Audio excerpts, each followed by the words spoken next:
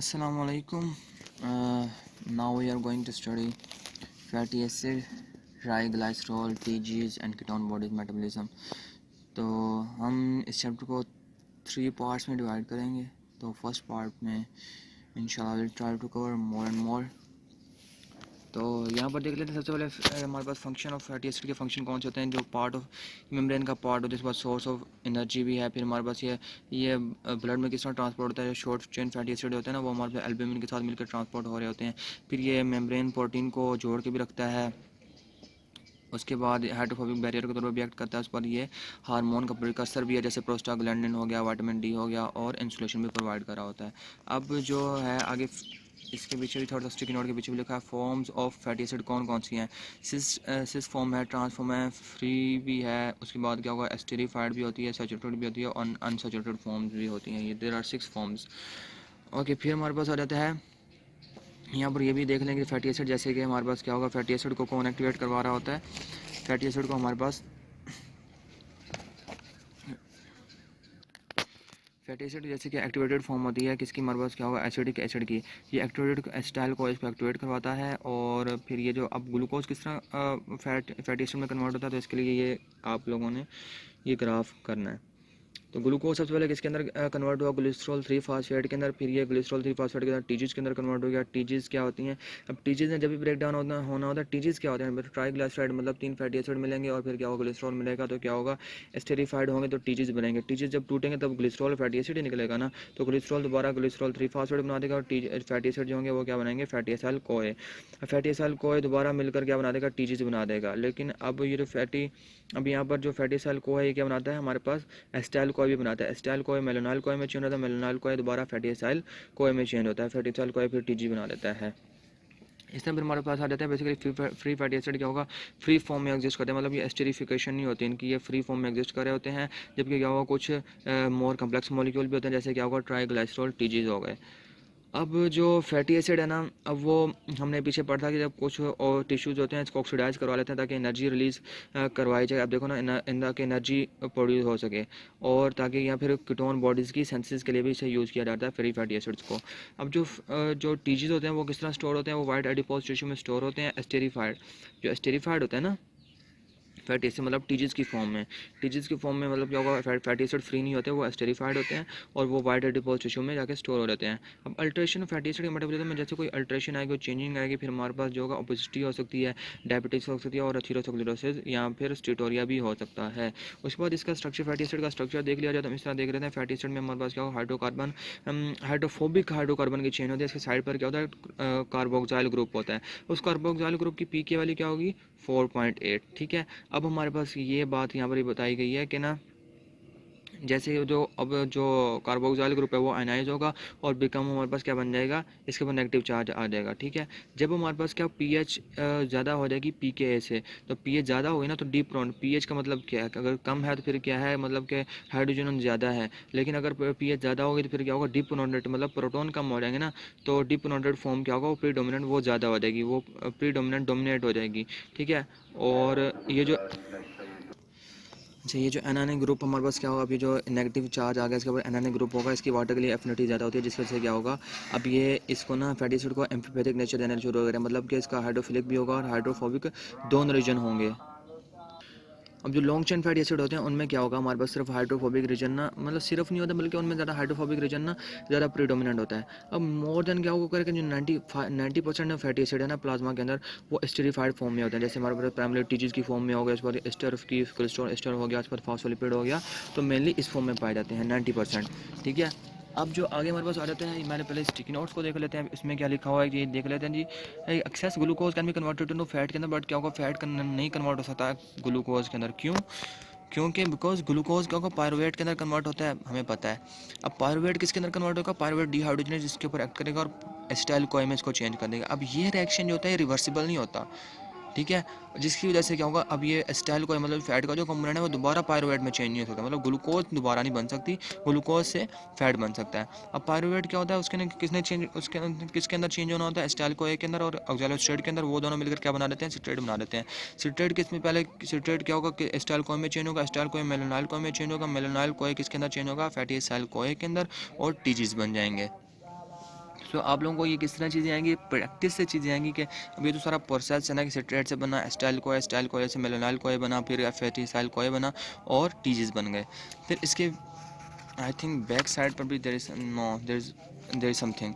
Isomer the fatty acid कौन से होते हैं, सिस होते हैं, ट्रांस होते हैं, सिस नेचुरल एक्टिंग होते हैं, ठीक है। अब नेक्स्ट पर चलते हैं। फिर हमारे पास ये आ जाता है अब जो ये जो फैटी ये एसिड होते हैं ना, अभी किस तरह फ्री फैटी एसिड किस तरह ट्रांसपोर्ट होते हैं, एल्यूमिनियम के साथ क्या हो सर्कुलेशन में ट्रांसपोर्ट कर दिए जाते हैं। अब फैटी एसिड सैचुरेशन पर आ जाते हैं। इसके अंदर हमारे पास इस तरह होता है कि मेजोरिटी में ना जो सैचुरेटेड और मेजोरिटी जो फैटी एसिड होते हैं वो सैचुरेटेड ही होते हैं। अब जो सैचुरेटेड फैटी एसिड होता है ना, अब जैसे कि अगर इनमें क्या होगा, अगर सिस को डबल बॉन्ड को अगर इंट्रोड्यूस करवाया जाए, फिर ये क्या होगा, फैटी एसिड किंग की फॉर्म इख्तियार कर लेते हैं। अब ये जो डबल बॉन्ड है ना, 2 और मोर डबल बॉन्ड, ये बेसिकली 3 कार्बन के इंटरवल पर प्रेजेंट होते हैं। अब जो जैसे हमारे पास क्या होगा इंट्रोडक्शन, जैसे डबल बॉन्ड ऐड करते हैं तो फिर हमारे पास मेल्टिंग पॉइंट क्या होगा, रिड्यूस ही होना चाहिए। तो मेल्टिंग पॉइंट क्या हो जाता है, डिक्रीज हो जाता है। लेकिन लॉन्ग चेन फैटी एसिड में जैसे हमारे पास चेन इंक्रीज कर दिया तो चेन की लेंथ इंक्रीज करती रहती है, फिर हमारे पास क्या मेल्टिंग पॉइंट क्या हो जाता है, इंक्रीज़ हो जाता है, ठीक है। इंक्रीजिंग, अगर चेन लेंथ को इंक्रीज़ करेंगे तो फिर हमारे पास क्या होगा, ये मेल्टिंग पॉइंट इंक्रीज़ कर जाएगा। अगर डबल बॉन्ड को इंट्रोड्यूस करवाएंगे तो मेल्टिंग पॉइंट डिक्रीज़ कर जाएगा। अब जैसे कि हमारे पास का लॉन्ग चेन फैटी एसिड होते हैं, इनके अंदर डबल बॉन्ड की प्रेजेंस है ना, तो फिर वो मेंटेन क्या करती है, fluid nature of the these lipid, इनकी फ्लूइडिटी को मेंटेन रखना इसका काम होता है। फिर हमारे पास आगे चलते हैं। आगे में हमारे पास ये आ जाता है कि पहले हम यहाँ साइड पर देख लेते हैं, साइड वाले पैच के अंदर जो फैटी एसिड है ना, चेन लेंथ जिनकी मतलब क्या होगा 4 to 10 है, वैसे मिल्क के अंदर पाए जाते हैं। जो मतलब बच्चे शॉर्ट चेन फैटी एसिड हो गए ना, तो ये short chain medium chain fatty acid हो जाते हैं।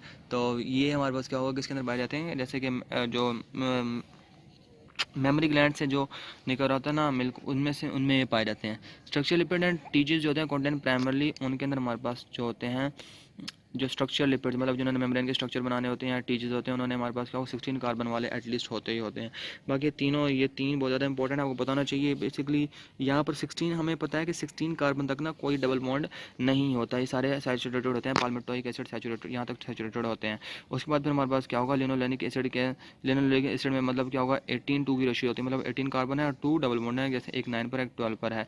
जैसे अल्फा लिनोलेनिक एसिड ये क्या है 18 कार्बन है और 3 हमारे पास क्या होगा, इसके अंदर डबल बॉन्ड है। एराकिडोनिक एसिड के अंदर 20 और 4 डबल बॉन्ड है। जहाँ जहाँ पर डबल बॉन्ड है उनकी पोजीशन शो कर दी गई है, उनकी नंबरिंग दी हुई है। फिर हमारे पास फैटी एसिड क्या होगा, चेन लेंथ को देख लिया जाए, जैसे ह्यूमन के अंदर क्या हमारे पास फैटी एसिड क्या होगा, इवन नंबर वाले ज़्यादा ही होते हैं और प्रीडोमिनेट कर देते हैं। और फिर हमारे ब्रेन के अंदर तो भाई 22 कार्बन वाले भी पाए जाते हैं। एराकिडोनिक एसिड में जैसे 24 की रेशियो है, मतलब क्या होगा 20 कार्बन है और 4 डबल बॉन्ड है। डबल बॉन्ड कहाँ किन किन के दरमियान है, ये वो नंबर शो कर दिया गया है। उसके बाद फिर हमारे पास क्या होगा, एराकिडोनिक एसिड क्या होगा, बेसिकली क्या है कि ओमेगा 6 फैटी एसिड है, क्योंकि इसके अंदर हमारे पास क्या होगा कि ये जो बिकॉज ओमेगा एंड से देखा जाए ना, तो यहाँ पर क्या होगा 6 डबल बॉन्ड क्या होगा इज 6 बॉन्ड होते हैं फ्रॉम द ओमेगा एंड से देखा जाए ना, तो 6 डबल ओमेगा एंड से अगर इसको देखा जाए तो बेसिकली ये 6 आना चाहिए। किस तरह ओमेगा एंड क्या होता है, जैसे कि हमारे पास क्या होगा, एक होता है वो फंक्शनल ग्रुप वाला एंड, जैसे कि मतलब कि नॉर्मली जहाँ नंबरिंग शुरू करते हैं, जैसे कि COOH लगा हुआ तो फंक्शनल ग्रुप वाला एंड है ना, मतलब वहाँ से 1 2 3 नंबरिंग देते हैं। लेकिन अगर उसकी ऑपोजिट साइड से नंबरिंग देंगे तो फिर हमारे पास ओमेगा नंबरिंग होगी वो। जैसे कि अगर यहाँ पर COH लगा हुआ है, तो अब दूसरी साइड पर क्या होगा, ओमेगा एंड होगा, मतलब जहाँ पर फंक्शनल ग्रुप नहीं होगा, तो वहाँ से इसको काउंटिंग करेंगे तो ओमेगा एंड आ जाएगा। अब यहाँ पर देखो ये जो अब omega 6 fatty acid is essential linoleic acid और एक्टोनिक एसिड ओमेगा 6 फैटी एसिड है, और जो लिनोलेनिक एसिड है ये हमारा उसका ओमेगा 3 फैटी एसिड है, ठीक है। अब इन्हें एसेंशियल फैटी एसिड क्यों कह रहे होते हैं, बिकॉज हमारे पास क्या होगा कि ना यहाँ पर इसकी रीज़न लिखी है, क्योंकि हमारे अंदर एक एंजाइम नहीं होता, वो एंजाइम नहीं होता जो हमारे पास क्या हो कार्बन नंबर 9 के बाद मतलब कि after the carbon 9 carbon from the मतलब डबल बॉन्ड इंड्यूस नहीं कर पाता वो एंजाइम, जो हमारे पास क्या होगा कार्बन 9 के बाद डबल इंड्यूस मैगनेट से अगर काउंटिंग करें ना कार्बन 9 तक, अगर वो फिर उसके बाद हमारे पास क्या होगा डबल बॉन्ड इंड्यूस नहीं हो पाता। सिंपली अगर कहूँ कि अगर मैगनेट जैसे हमारे मैंने कहा कि इस साइड पर मैगनेट है जहाँ पर फंक्शन ग्रुप नहीं है, तो यहाँ से काउंटिंग करते जाए 9 कार्बन पर ना 9 कार्बन के बाद हमारे पास क्या हो कार्बन कार्बन जो डबल बॉन्ड है हम इंड्यूस करने वाला जो एंजाइम होता है हमारे अंदर एब्सेंट होता है। इसकी वजह से हमारे पास क्या हो एसेंशियल फैटी एसिड है जो हमें बाहर से लेने पड़ते हैं। इसके बाद क्या हुआ यहाँ पर यह आ जाता है there are why there is a need of fatty acid synthesis. क्यों? क्योंकि हमारे ग्लूकोज लेवल, जैसे हमारा ग्लूकोज लेवल डिक्रीज़ करे तो हमारे पास क्या होता है कि एनर्जी फ्यूल के तौर पर इनको यूज़ किया जाता है। फैटी सिंथेसिस अकर होती है लीवर के अंदर, ठीक है, और एडिपोज टिश्यू के अंदर, लैक्टेटिंग ग्लैंड के अंदर जैसे होता है। और एंजाइम हमारे पास कौन से यूज़ होते हैं? एसिटाइल कोए कार्बोक्सिलेज और फैटी एसिड सिंथेज, ये एंजाइम यूज़ हो रहे हैं। फिर इसके पीछे ये लिखा हुआ है कि वो कोएंजाइम कौन से हैं? बायोटिन, ये आगे हम पढ़ते हैं बायोटिन का क्या रोल है। एनएडीए है, एटीपी और CO2 सारे कोएंजाइम होते हैं। स्टेप्स ये आगे ना स्टेप रिपीटेड होंगे जैसे फैटी एसिड सिंथेसिस में ना। तो आप देख लें कौन कौन स्टेप है, मैं आगे बताऊंगा। जैसे कंडेंसेशन है, रिडक्शन है, डिहाइड्रेशन है। रिडक्शन में सैचुरेटेड कौन से होते हैं? 1 से 16 कार्बन वाले जितने भी सारे सैचुरेटेड होते हैं, और जैसे कि पाल्मेटिक एसिड तक, और सिंगल बॉन्डेड होते हैं कि नॉन के अंदर कोई डबल बॉन्ड नहीं होता अप टू 16 कार्बन, और सारे सैचुरेटेड होते हैं जैसे पाल्मेटिक एसिड तक सारे सैचुरेटेड कंपाउंड्स ही होते हैं। उसके बाद हम फैटी एसिड के डी नोवो सिंथेसिस पर आ जाते हैं। ये हम नेक्स्ट वीडियो में करेंगे इंशाल्लाह।